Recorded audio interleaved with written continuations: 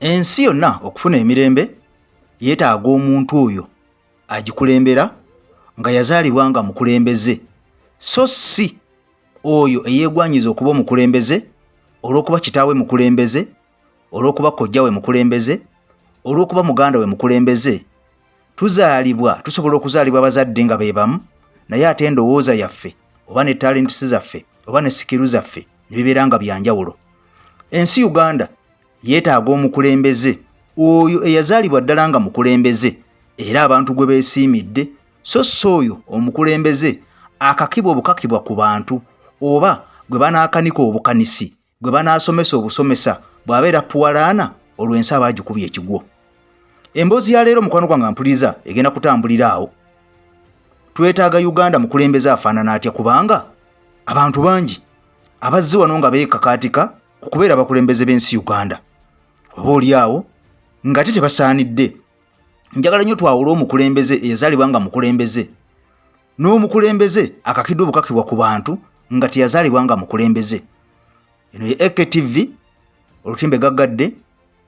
Nze Eke Master emabega w'omuzindaalo, ngenda kubeera nga nkubulira ensonga zino osooka owulire enkiiko ezituula nga zakkakabukasi.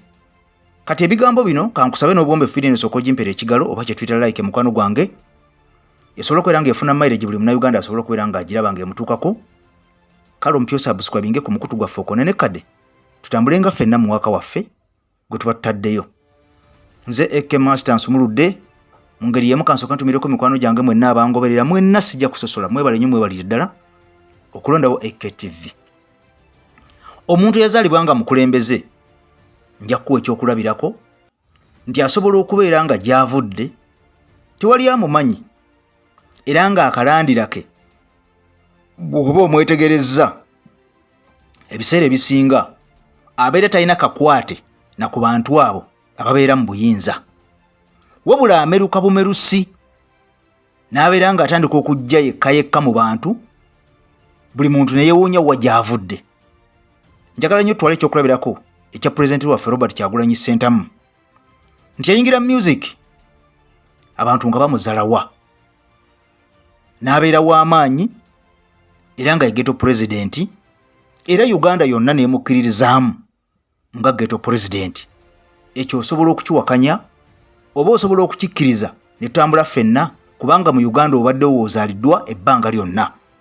Njagala nnyo omuntu wampabule bwe mbanga kyenjogerako si kituufu, osobola okumpa endowooza yo mu comment n'oŋŋamba nti Eke nno kiri bwe kiti ne bwe kiti ne bwe kiti, Uganda yeetaaga mukulembeze bw'ati.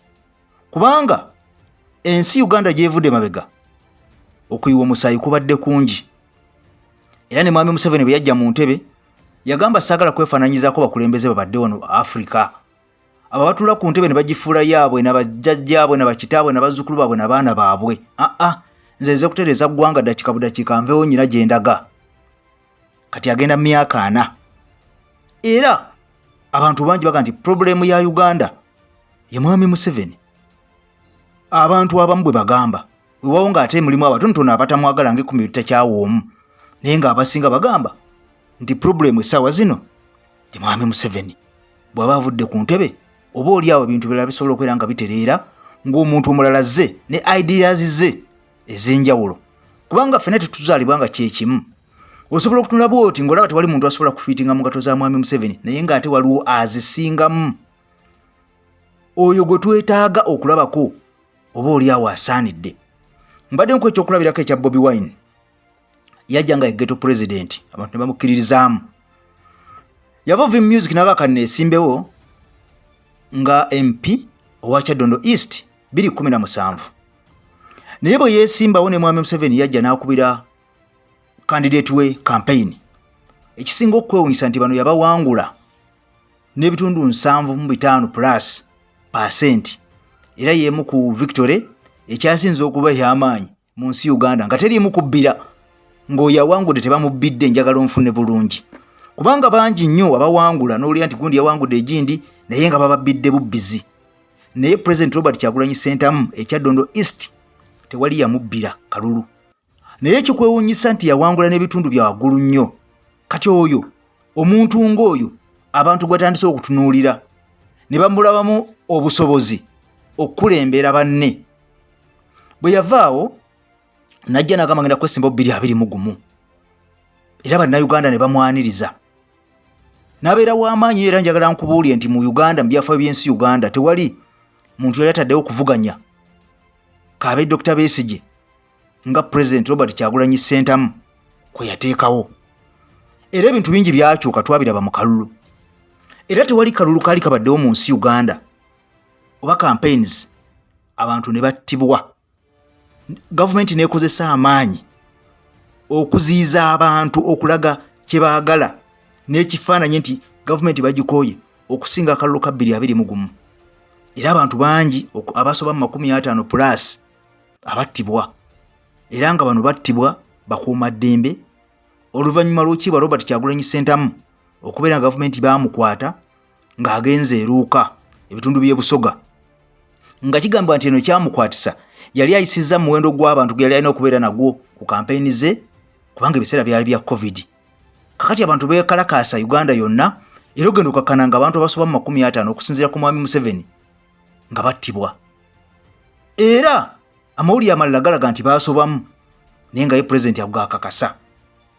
Kakati bangi bagendera ku bisago, emikono nga tebalina. Era nga Pulezidenti Robert Kyagulanyi Ssentamu bwe yatunyonyodde mu kavidiyo kaffe ke nakoze eggulo nti bangi baasigala tebalina magulu, bangi baasigala tebalina mikono, bangi baasigala tebalina mirimu, nga bizinesi zaabwe zonna ziweddewo, era nga abalala bamaze okubeera nga bafa. Bamuleka bangi abaasigalawo abatalina ayamba, era n'abo abaafa tebaaliirirwa, famire zaabwe tebaaziriirira.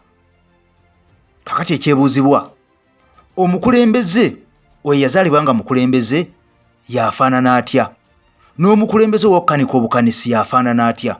Kati enjawulo yeeno, omukulembeze ow'okukanika obukanisi ne bwe kuba kwogera mu bantu omutunulira bw'oti nga byayogera mu butuufu tabirina, ng'agatta bigatte, oluusi ng'asoma bisome, era nga byasoma bwe biggwayo awo speech weekoma, oba bye baawandiise nga tebabinnyonnyodde wansi, ng'asobola okusoma sentence naye nga tasobola na gi-explaininga kugigaziya gy'aba asomye. Omukulembeze oyo yazaalibwa nga mukulembeze ne baba takutte kapapula kusoma, asobola okujja mu bantu n'ayogera naye nga kyayogerako ensi yonna ekiraba. Omukulembeze yazaalibwa nga mukulembeze yoyo omuntu ow'abantu, atasosola muntu wa wansi paka ku muntu owa waggulu. Oba oli mwavu ng'abeera naawe, oba oli ekikomando ng'abeera naawe, paka waggulu ku ba corporate. Wabula omukulembeze okukakatika ku bantu yoyo atamanya na bifa ku bantu. Ne bagamba nti bannayuganda bangi bagwedde mu ggwanga lya Saudi Arabia okukola obwakadaama. Omuntu n'abuuza nti mu Uganda emirimu egyo tegiriimu, nga mwali mwazaaliddwa. Kitegeeza oyo aba ali disconnected n'abantu abamu, nti ali connected ku bantu ba waggulu abali obulungi bokka, tamanyi bantu bali bubi ba wansi abasula ne basiiba enjala abatabamanyi. Bobi Wine nze muwagira okubeera omukulembeze w'ensi Uganda okusinziira ku gyenvudde we, okusinziira ku music gwazze ng'ayimba, n'okusinziira ku nkola gy'akoze mu bukyafuka Pulezidenti wa National Unity Platform, emikwano gy'alina ebweru w'ensi Uganda, amawanga gatuuseemu, platform zayogereddeko, oba oli awo naye nga ye obusobozi bwe bw'alina osobola okubeera ng'ompabula nonga ntasaanidde olwa ABCD, oba nongamba nti kituufu asaanidde okusinziira lwe yalinnya ku bukulembeze obwa Parliament n'afuka MP n'akulembera abantu ba Kyaddondo East. Taddangamu kubeera muntu y'omu ng'oli gwe twalabanga wadde yali President wa ghetto. Mukama Katonda akunkumira akumpira ebirungi ebikira obugulu bw'eggongolo. Kankusaba osubscribinge mukwano gwange ku channel yaffe eno konene kade video zino zituteekawo zireme kubeera nga zikusuba. Era munnange nkusaba video nga tunaba kubeera nga ovaako ogimpere like oba kituyite ekigalo esobola okubeera nga efuna mileage buli Munnayuganda asobola okubeera nga agifuna oba nga agiraba oba nga emutuukako, kubanga information eno buli muntu agyetaaga. Ssaabasajja Kabaka wangaala.